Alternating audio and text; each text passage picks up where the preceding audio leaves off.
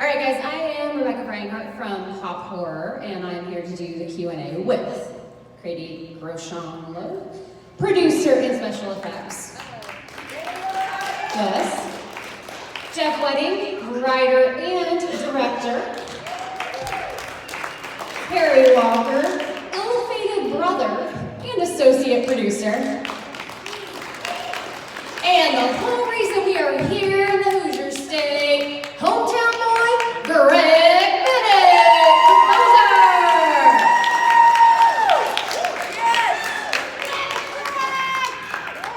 Yeah, as you can tell, a lot of Greg fans here. So, anybody have a question to start out with? Don't all raise your... Okay. All right. Yes, sir. I've been told that the movie was shot on film. At what point did you go, why the hell did I decide to shoot on film?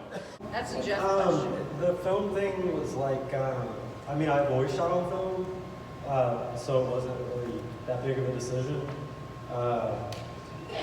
It's kind of second nature, I guess. I mean, I never stopped shooting on film, so, you know, it's like I'm being real retro about it, but it's just not a big deal. I mean, the thing about shooting on film is we only do like 3 takes. That's what I was going to Because say. Yeah. You know, You got it short. it's expensive, so we do like 20 rehearsals, camera, actors, talk about the shot, you know, what can we do that will get everything that we need, and do it 3 times and tell the actors they can't fuck out. Well, I think, Katie, you should tell them where the film came from, the deal you got. Because I think Oh, that's... yeah. I mean, I didn't get the deal. I don't even know. Corona, maybe? So for a long time, NFL films shot on 16 millimeter, like you would see them at the games with their air reflexes, and whatever year, 2016, I guess we shot the movie. Yeah. It was their last year, so they were liquidating all of their film stock. So we got it for like, I don't know, $50 a roll or something like that. And it's normally like 180 for 11 minutes. And so we got, I don't know, 50 rolls, and we just... And then We were Kodak, like, don't screw up. yeah, and then You better nail Kodak, this. Kodak sent us like 5 free rolls, which was helpful. We wouldn't have finished the movie without the extra rolls they Yeah. sent us. Like, we So- finished with everything we had. And then we just begged at the lab and tell them we Yeah. had like $100. And then Katie promised to wear the Kodak shirt everywhere she Yeah. went. Like, This is voluntary. Because I love them. So thanks, NFL. Yeah. Okay. And thank you, Kodak. The Reverend. Yeah, the Reverend. Reverend. Did you kind of base him off of the Reverend from Guys 2? Did they base the Reverend off the Reverend in Poltergeist 2? it's He looks like a young version of right. I totally agree with you. That wasn't really intentional. In fact, when Katie was dressing him, I gave her Night of the Hunter. Yeah.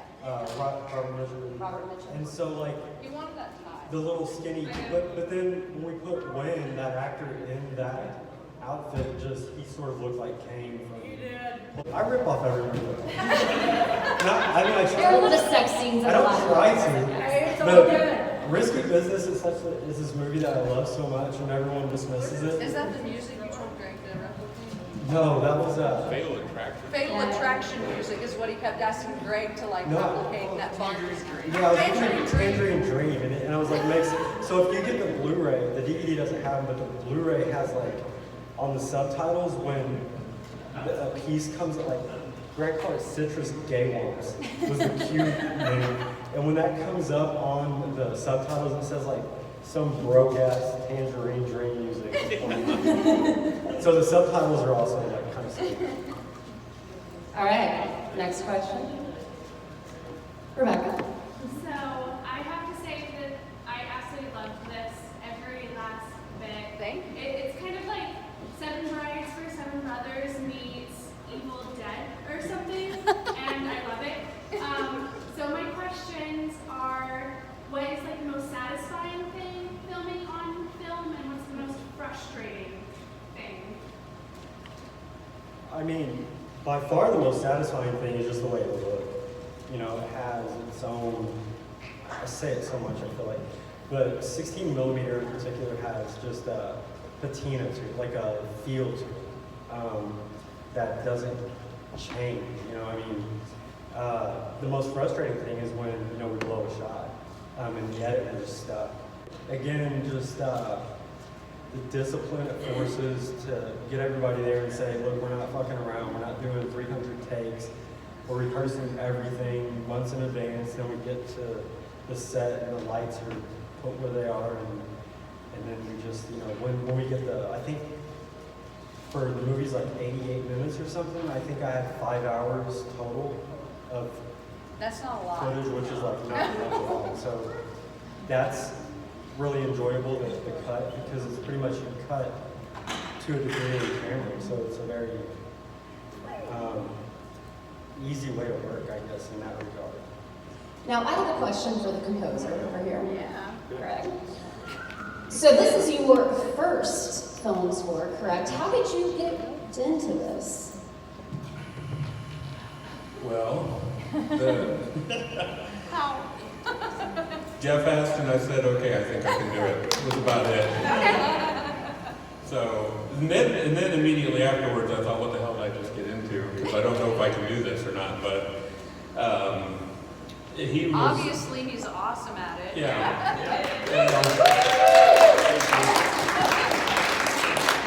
Jeff had a really... Oh, hold on. Better now? There we go. There we go.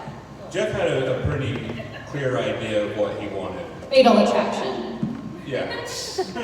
if you could hear some of the phone calls we had between each other about this score, it was pretty amusing. So, but yeah, I mean, he knew what he wanted, and I just tried the best I could to get an idea for what he wanted in each scene, and you know, add my own thing to it, of course. Also, I kind of went into it with an idea of what I wanted to go for, so it was just kind of combining them.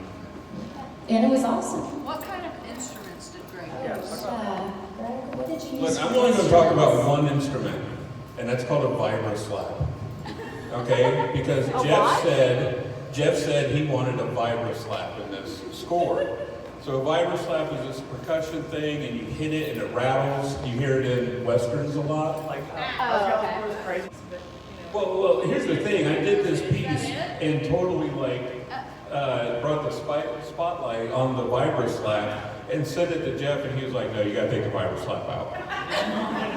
And this was after I had hunted every music store to find a vibroslap too. So but He's a jerk. it's in there in the end. it's in there somewhere. He says, "I don't know. I never heard it again, but I still own it." So Yeah, Jeff paid him like $2 or something. No.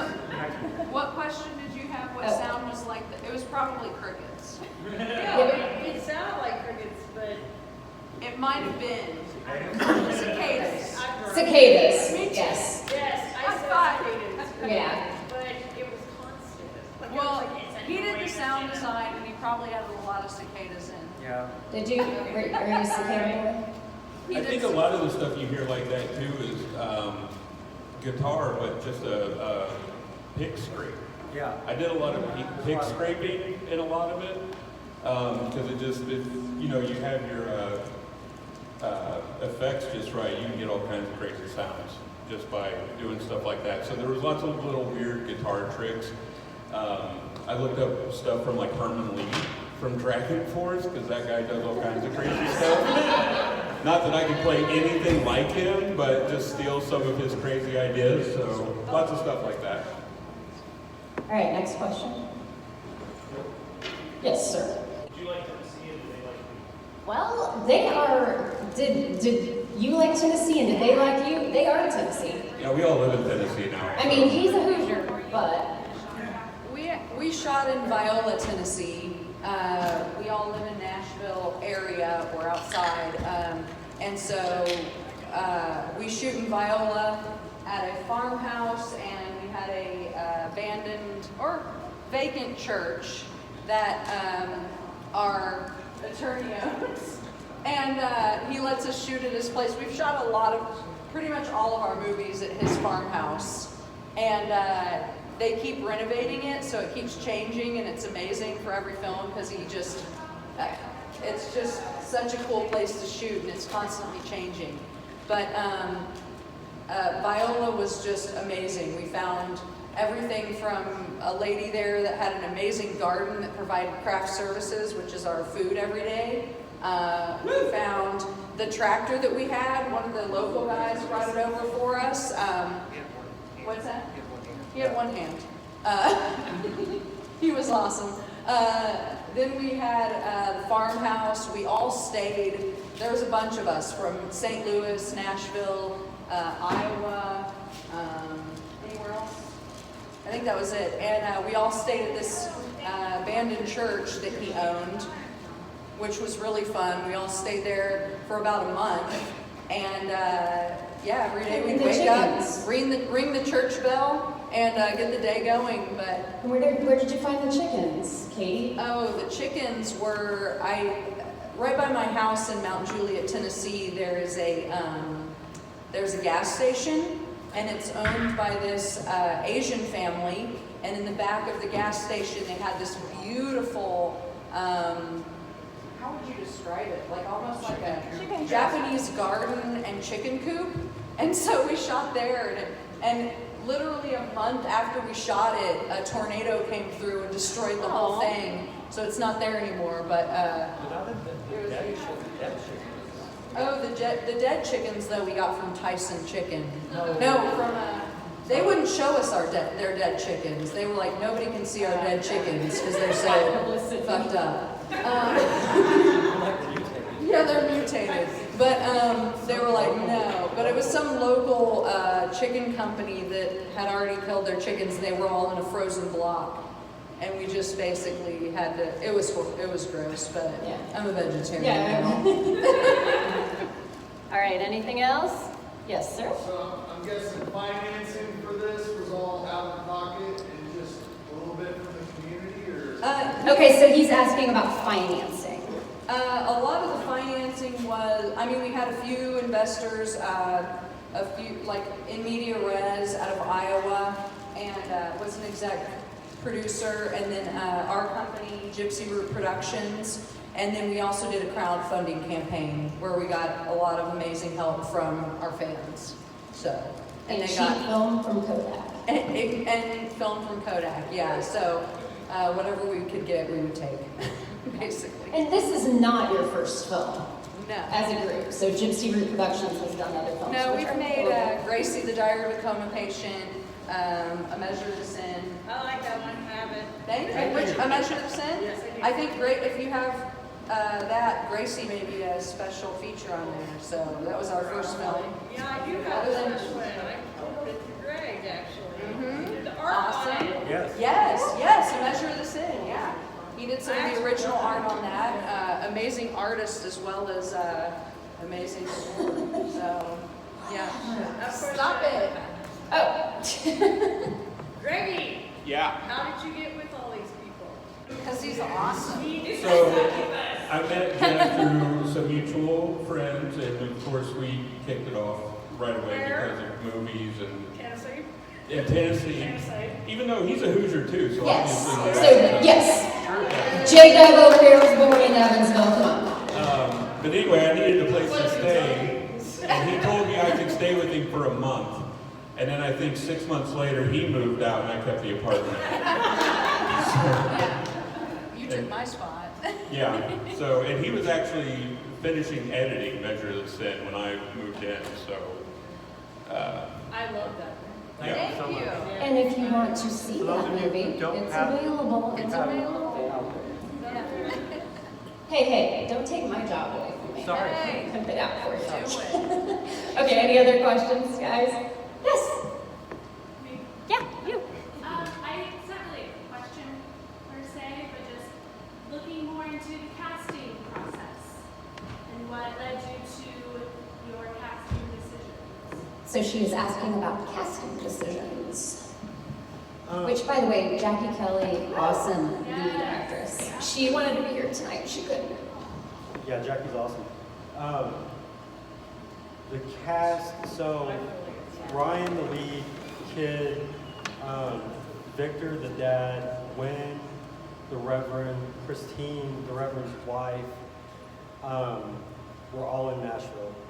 They all auditioned. Ryan, the lead boy, he came into audition and he had long hair and he was like super jacked up, like bodybuilder jacked up. And we were like, you are not even, you're like Mark Wahlberg, like Calvin Klein. You know, like that's too, we wouldn't even be fixed as a farmer, but it didn't work. And so he wanted the role really bad. So we were still trying to find that actor. And he came back, or he was like, I'll cut my hair, I'll lose weight. He saw me in a shoot. Like, we did a shoot together where we were both acting on a set. And he's like, hey, have you guys cast that role yet? And I said, no, we can't find the right guy. And that's where he was like, give me another chance. And I said, I don't know, man. You're like, your hair's too long, you're too jacked, you just don't fit the part. Like, and he goes, man, I can change all that. And then, And so we were like, don't do that, like, because you might not be the right person. So he came back, so it was like 3 months later. a couple months, He had lost 30 pounds, cut his hair off, and gave like an amazing audition. Okay, I have a question about him. The very first time I watched this, he has a farmer's tan. Did he get that on purpose too? I think, well, see, and Victor didn't do it, but I told him, once we cast him, I was like, go to the tanning bed with like a white beater or something. So Yes. he did stuff like that, and he was just really committed. When the Reverend, I've seen work like, I don't know if you guys have budget breaks here. Do you have budget breaks here? Yeah, I think so. But Wynn does like all the budget breaks like he's on TV nonstop, and he's so. He's done a lot of TV and film too. And so I always wanted to work with him, and he's perfect for this role. Jackie, Katie and I went to St. Louis. The year before. I don't know if anyone's familiar with Eric Stanzi. Eric shot this. But we went and worked on his movie in memory of him. We were looking for Sylvia. And the problem is you'll get actresses that will say, yeah, I'll be naked all you want, but they can't really act. Or you'll get actresses that can really act, but they won't be naked. It's hard to find the combination. And we watched her work, and she was just obviously game to do. She was awesome. And so she came in and killed it on this. So she came from St. Louis. Jim Uzi, the clerk, came from St. Louis. Jason Christ, who's the gearhead, Ronnie. In the Camaro. Yeah. And the way he afforded that car is he's a mechanic. I heard people Yeah, we questioning heard that. some people questioning it, but obviously if you've never been in a redneck area, you don't know about how poor people can sometimes have a shanty and like three salad borrow dishes. whatever cars in the shop. And he worked at University Motors. I don't know. So that was it. And then the most important This piece of guy. casting. Do you recognize him? I got From the beginning. He got thrown in for The someone other back actor didn't He was- show up. The other actor didn't show up, so he had to play it. We were like, you look enough like the other guy. So I told Jeff not to waste film on my face. I said, you don't need it. Because you can shoot around, get the shot that we need, the action. And then he's like, all right, you're right. And then like He's a camera 2 guy. months later, he's like, I need your close-up. I go, fuck you. So We shot my backyard. We shot my close-up in his backyard. So if you didn't notice. Yeah. I noticed. But I couldn't be more pleased with the cast all around. It made it a lot of fun to edit. I don't know if any of you noticed, but I laughed so much during this film because it was so much fun to make. And seriously, all of these scenes have funny memories or funny things that happened that it's just like watching them back makes me so happy because it was such a fun shoot. It was just a month. We did the very end of the movie we did in April, and then we finished the movie in the whole month of July, and that's where we were in Viola as well. But in April, we actually filmed the very last scene where they're in the field, and he's finding out who she is, and so it was kind of. We did that scene to make a trailer for the Indiegogo campaign to get money. And so once we did that, we got the money, and then we ended up making the film, which ended up being more comedy than we thought it was going to be. So you know, the initial thing was a little more emotional, but man, I'm so proud of everybody on this film and their performances and Yeah. I worked with him since 2001, and I don't know if any of you have seen like his films from beginning to here, but it's like the progress is ridiculous. Like, you're super talented. Yes.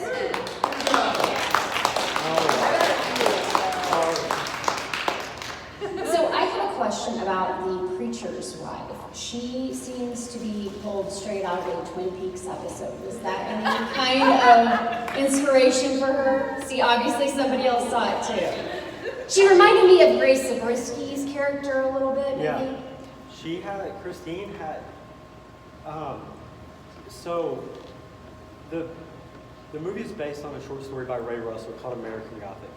And in the story, he describes her as looking like George Washington on the dollar bill. And Ryan says it in the movie, but it's like kind of low. Yeah. So when we were casting for her, Christine sent in her tape, and she had those eyes, like those piercing eyes, and some like, you made those spots? We gave her more, I did special effects makeup, we did more wrinkles, and we gave her some age spots. She's actually this beautiful, beautiful woman. I was like, is she 80? You know, not even close. And when she shows up, it was like very Hammer, you know, kind of inspired, and she had to have like a stake and this old, like, because the idea was Caleb's mom was like buddies with her, and they were know spiritual. Yeah, they know what these beings are, and they had experience with them. But yeah, so it kind of takes a very Hammer, I don't know, bizarre supernatural turn. And speaking of inspirations, did I catch a little Friday the 13th when Paul was being killed? Oh, that's a great question. That's a good question. Get in there, man. I can't remember. I just want to know, so you guys up front here, if any reference, I hope you caught like the Hellraiser things reference. Because that's what I went for like the entire time. That's the whole reason. There's one scene where you'll hear like a toy piano, and it is entirely because of that score. I know. Yeah, so I did watch Friday the 13th though to try to like get inspiration, and it ended up intimidating me more than anything, so I was like, no more Friday the 13th. Okay, any more questions? Yeah. Who else? Yeah, who else? Who else? Another question over here? Do you have another project in the works? That's what I was getting ready to ask. What's many. next? Yeah, just yeah. I mean, there's no reason for me to stand up because I'm just going to say. Jeff didn't even want to come to the Q&A. He just wanted to sit outside. There are so many things, like at this There's point. so many. I don't know. I might do like some weird, like erotic slasher next or something like that. I don't know if that's true.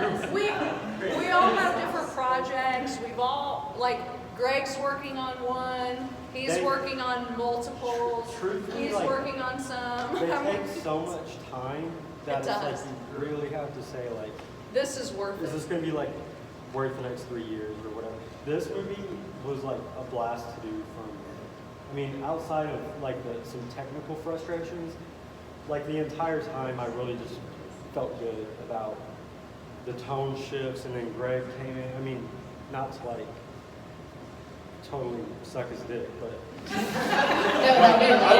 I was asking Greg to do like, I was asking him to do like, Okay, we're having a slumber party over at Greg's mom's house tonight. That's true. So, yeah. I'll set up cameras.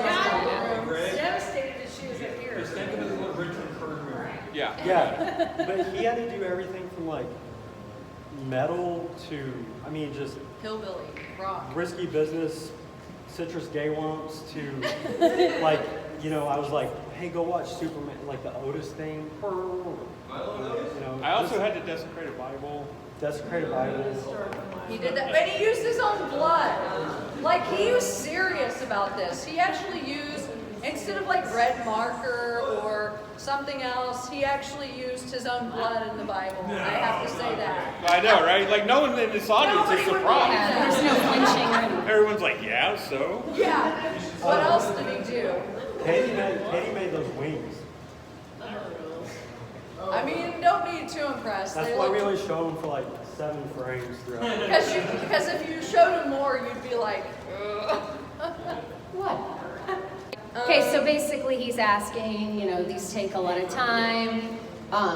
So like, what do we do for our day job? yeah, what do they do for their day jobs, and how was it when it was like, oh, wow, this is really done. We're really done with it. And how long did it take you from start to finish, too? Well, we started in April. Well, no, we started years before that. Jeff's been talking about making this film for like at least 10 to 12 years. I've known him since 2000. We've been working together since 2001. And so Harry's He either needs to take a piss or needs See you another later, drink. Ronnie. Bye. Later, Ronnie. So Jeff has been wanting to make. He had read this story a long time ago, and he wanted to make this so bad, and he'd been talking to me about it for a long time, and we finally got in touch. Ray Russell is no longer with us, so Jeff got in touch with, or his wife actually, Erin, got in touch with Ray Russell's estate, which is his children, his son and daughter, and Jeff basically told them that we had no money, but we loved his movie. We showed them some of our other stuff, and they agreed to let us make it into a film for basically nothing. And so yeah, it was a fun start to the project, but what was the question? Okay, so first, how long did It took as long as this question I'm answering. No, from when you guys actually decided, yes, we're making this. Okay. And how long did it take? 3 years. Okay. 3. And then what do you do for your day jobs? And Yes. He doesn't. He sits in front of the computer every day, editing, doing sound design, trying to do the audio mix. So he never, ever, that is his day job. He got a sugar mama, and she's awesome. No, we love Erin, but she allows him to basically live out his dream by working on the movie. So luckily we have that going for us, but the rest of us have day jobs, I think. So, yeah, I do. That's not slammed? Man. No, whatever. No. But I have an awesome boss, and he lets me, he basically says, if I'm a personal assistant, so he says, you know, I expect you to help me live out my dreams, so what would I be if I didn't help you live yours? So I get a nice, whenever I'm doing anything film related, he's really amazing to let me take this time to do it, so. Greg, what's your day job? Being awesome. Yeah, that too. I talk people out of suicide for a day job. Yeah, that's good. I work on the suicide hotline, which gives me a lot of freedom in between calls. I worked on this score. So there was a lot of days I'd get off the phone with someone and plug back in and start working until the phone rang, and that was about it. Yeah, go ahead. So, given that's your day job, do you take inspiration from certain calls into your music? I'd say I have. Right when I feel like I've got to the point where I've heard everything and I'm like immune to everything, I get a call that really disturbs me. And I think at those moments is when I'm most inspired to like write music and things like that. It's when I'm so uncomfortable with just everything. I have to get it out some way. But I wanted to jump back real quick to a question and just say, really, I think with independent filmmaking and everything, you know, what helps everyone get these movies out is your guys' support. You know, so thank you guys for being here. So that's huge for us. And, you know, anyone that supports us through merch and stuff like that too, it all gets put right back into the next project. So thank you guys for that. Support and deep work. working on the next project, so. I may have already Show started. us the money. I've already started. Now that I know what Jeff's like, Difficult. I've already started. I think on the way here, he was telling me he's got about 3 movies worth of soundtracks because of things that Jeff vetoed. Probably. Harry, what's your day job? Jeff only had a few answers. They were either, we're almost there, is what he would tell me when I'd send him a song, or that's really good, but it's not for this movie, right? And that was it. Never once did I send him a song and he'd say, that's it, that's perfect. It was always, keep working on it, we're almost there. All right, Harry, what's your day job? My day job is documentarian, Okay. photographer, and roadie. All right, roadie for Well, I just found out I'm going with Garth Brooks. Garth Brooks. Oh, wow. Wow. All right. Harry and I work for the same boss. Oh, Was it Brooks and Dunn? I don't remember. No, it's Garth. Shut up, are you serious? Yeah. It's freaking Garth. Top country. It's Garth. If you guys pick up the Blu-ray or DVD, Harry did a behind-the-scenes making-of Yeah. Oh, it's documentary, fun. and it is he was also a phenomenal. camera operator, but I tried to pick the 2 top jobs that everybody did when I introduced them, or else we'd be here all night. You know, I talk shit about Jeff, saying he threw We all me in do. the movie, but honestly, I'll do whatever it takes to get the movie made. So Yeah, you will. if that's making sandwiches, I'll make sandwiches. You can make me a sandwich any day, You Harry. bet. Okay, we have time for like one more question. Yes. Do you guys do like horror film conventions? Do they do conventions? That would be your stuff. Yeah, we do. And film festivals? Because Yeah. I am a buff and I go all the time. We're gonna actually be, next weekend we'll be in Charlotte, North Carolina at Mad Monster. Matt Monster Party Film Festival and Convention. And then we'll be Grindsploitation. Grindsploitation In in March. March. And then in April we'll be at the Full Moon Tattoo and Horror Fest in Nashville. Yes. And And more. you need to talk to these 2 down here. However many others. Those 2. What the? Hey. It's so hard Yeah. to see Oh, a boy. They run a film festival here. Actually, several film festivals. It's so hard to see. You have a film festival here? What? Well, go ahead and tell them about your film festival. I mean, we're in Logansport. We might as well tell Logansport all about this for everybody. All right. Okay, so hey guys, for the ones that are not locals and don't know about this, I am Rebecca Erb and this is Tony Walters, and we are the festival directors for Midwest Horror Fest, and that is an international film festival that showcases horror, sci-fi, and ground house from all around the world. And yeah, That's what how I we recognize do.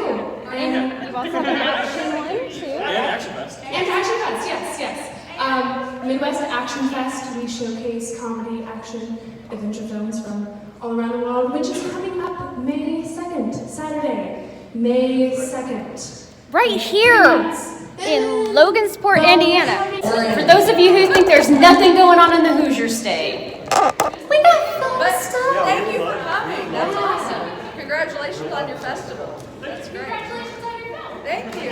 All right, everybody, give these folks a round of applause. The folks from Tennessee Gothic, and on your way out, visit the table. So there are all kinds of things, a few of their DVDs, Blu-rays, film canisters, buttons. Jeff will probably show you his butt if you ask him. Whatever. So thank you guys so much for coming out and supporting Any Word.